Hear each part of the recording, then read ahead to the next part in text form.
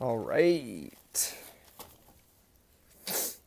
Title of this video is Store Personnel Coerced into Harassing Targeted Individuals.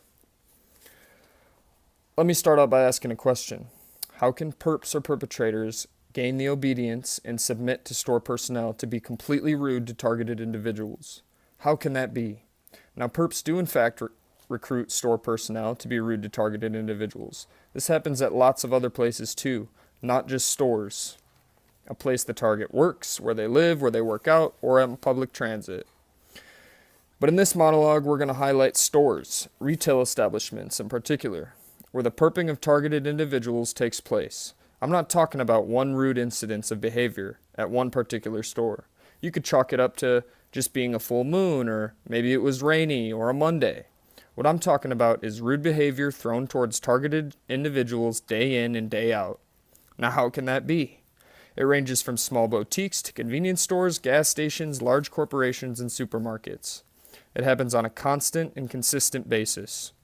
One thing to keep in mind is that the harassment of TIs is very subtle. If you're not a TI being perped on or a bystander, you would not notice. This would be invisible to you. Please keep this in mind during the next section. Perps follow targeted individuals around TIs 24/7, and if they know a TI is headed to the gym, store, or other business, many times, often than not, the perps are there in advance, waiting to harass the TI. If the TI arrives by vehicle, they step out in front of the target as they are trying to park or enter the store. The TI will say, "Excuse me," and smile, but the perp will coldly ignore them.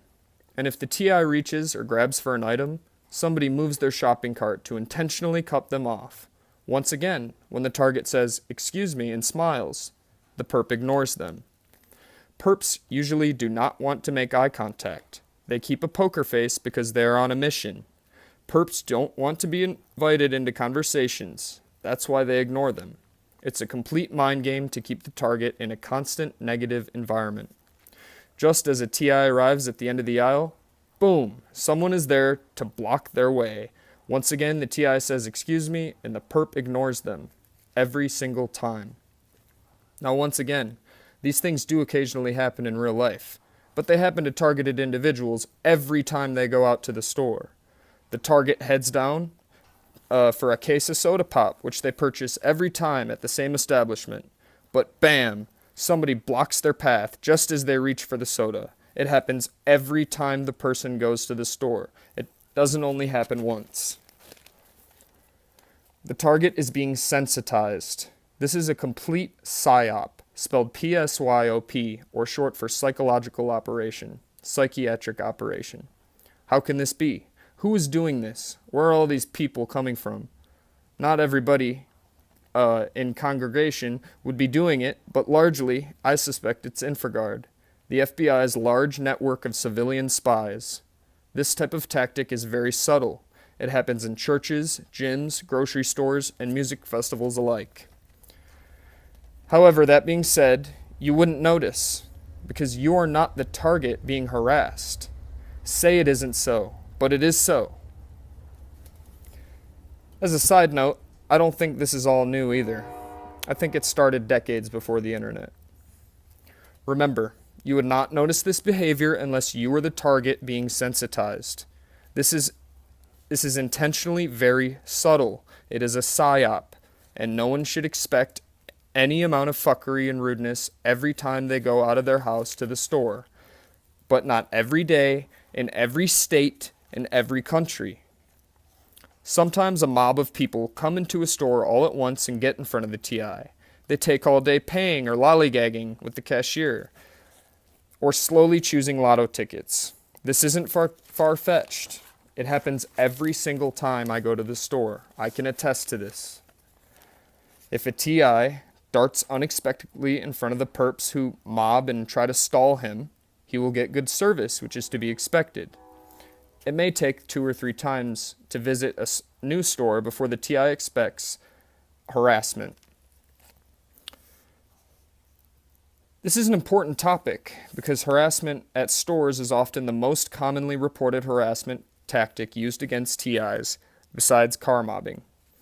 Google the term FBI floating box, and you'll know exactly what I'm talking about. After all, stores are an important place TIs must often visit.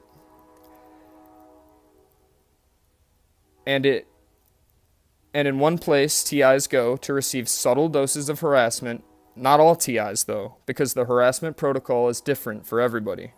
But in my case, I get mobbed and harassed and followed into every store or business I enter.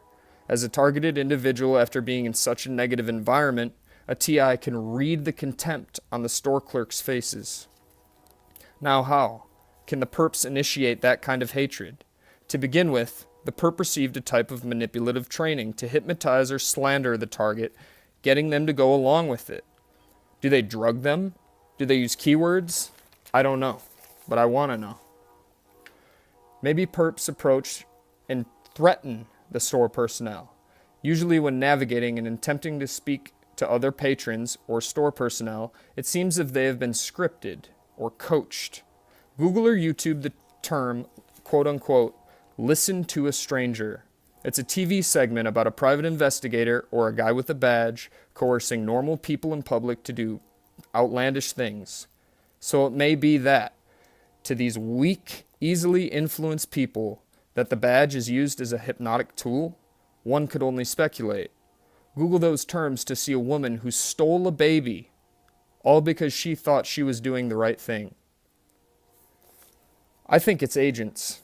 Department of Defense, Department of Homeland Security, CIA, FBI, passing out an assorted photos file with all types of professional slander backed by a professional liar.